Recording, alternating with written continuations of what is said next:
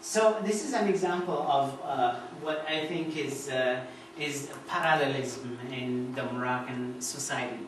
Well, we have the traditional homes, or the Medina, and we have the Ville Nouvelle, and then we have the post-colonial area, which is now these very, very fancy kind of glass buildings that are, you know, millions of dollars worth. And then this is what I call the, you know, the post-colonial areas of post-colonial Arabat. So these are three kind of areas. Now what is happening is people in the Ville Nouvelle, a lot of them are moving to those villa areas, which in this country can be called sometimes the suburbs. So, or the suburbia, which is now also not just for residential purposes. Now there are more businesses that are moving to the suburban areas as well.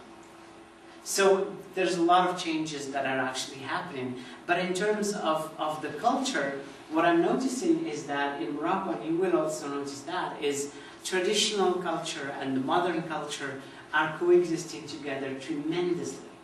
And then, amazingly enough, you will see a lot of things like what we're seeing here. So, the woman on the right side, this is actually a picture I've taken in Marrakesh. I couldn't help taking it. And then I felt a little bit bad afterwards because they didn't know that I've taken that picture. And also, they don't know that I'm showing it to you guys. So basically, the woman on the right is wearing a veil, but the woman on the left is not. But what is really the difference is the same difference between a traditional. Yeah. What the difference is the same difference between a traditional Morocco and what gets to be called modern Morocco, and then you can expand that to how space is practiced. So, my last idea before I open it up if you have any questions is that when we think about the Moroccan society, we have and then how space is practiced, we think about the culture, and then how culture defines a lot of elements, a lot of components of that culture, including actually space. But sometimes when we define space, after a little while, we actually become trapped in that space itself that defines how we are actually going to do things. Because the definition has been in the past, but we're actually a lot of generations away. And this is what I call areas of negotiation. I have to negotiate the space because I didn't create it. It's been created a long time ago. And I am part of a generation that is now trying to actually negotiate that space and then make it more open and more including to other cultures.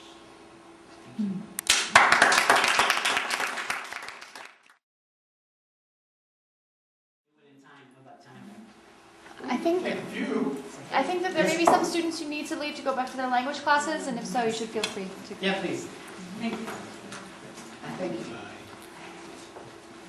I just am struck as you talk. I'm not sure this is exactly a question, but how so much of culture is embedded and you aren't aware of the culture that you are part of.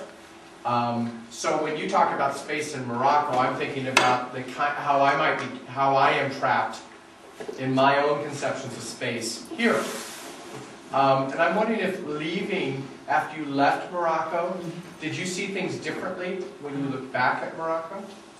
Well, yeah, I mean, for me, leaving had happened a lot of times.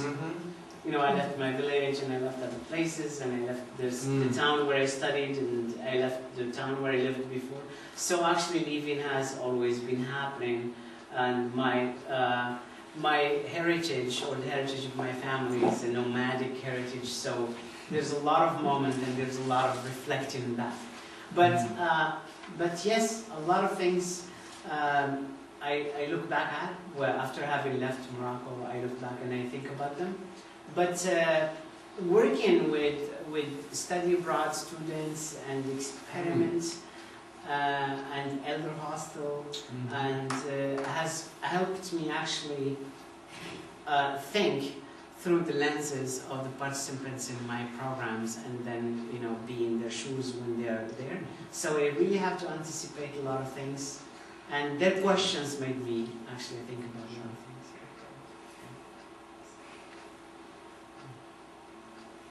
Yes, please. Could you envision a 3 people or 2 women like that who might be 30 years older than those 2 women? Those look like maybe the most 30-year-old women. Could you imagine seeing that with 70-year-old women at this stage in Rabat or Marrakesh? I would not probably. I would see them wearing different costumes, but I would definitely imagine the same picture 30 years ago. Really? Yes. So when they were 30 years old, this 60-year-old woman was 30 years old, they could have been in similar. Yes. I could definitely imagine that, because what I'm noticing is that the way women practice space in Moroccan society now, they practice it more and more from a more traditional standpoint. And definitely have seen the women, I mean, whatever the word open means, or more open in the 60s and 70s than actually now. For a lot of reasons. Yes, please. Well, now, if they 30 years ago were dressed like that, how would they be dressed today? Oh yeah. Yeah, it's a good question.